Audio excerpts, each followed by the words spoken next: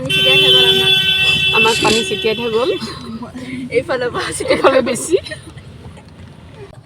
Hello' everyone, এয়া মোৰ যোৱাকালি ভিডিঅ'। যোৱাকালি মই নামচাই গৈছিলোঁ।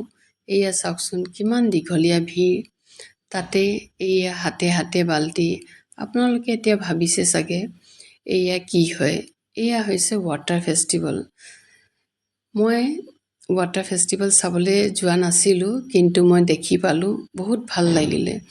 এয়া হৈছে গল্ডেন পকৰা আৰু ইয়াতে হৈ আছিলে চাংকান ফেষ্টিভেল।